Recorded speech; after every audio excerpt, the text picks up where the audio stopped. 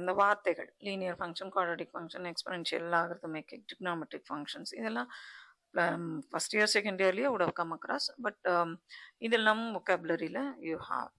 And வேரியபிள்ஸ்னா என்ன, கோஎஃபிஷியன்ட்ஸ்னா என்ன, கான்ஸ்டன்ட் டேர்ம்னா என்ன, எக்ஸ்பிரஷன்னா என்னது, equation, inequality, all these you are already familiar with in the first and second year it self.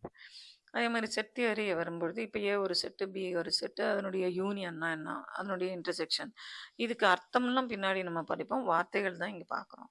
Subset, அது நொட்டேஷன் நமக்கு தெரியும். ஸோ இந்த இந்த இந்த ஒக்காபுலரி, இந்த செட் தியரியில் எனக்கு என்னெல்லாம் வேணும். ஸோ காம்ப்ளிமெண்ட்டு அண்ட் எலிமெண்ட் இங்கே நம்ம ஆல்ரெடி சொன்னோம் அந்த மாதிரி. ஸோ இதெல்லாம் சில வார்த்தைகள், இது சாம்பிளுக்கு தான் நம்ம கொடுத்துருக்கோம். இது மாத்திரமே போகாது.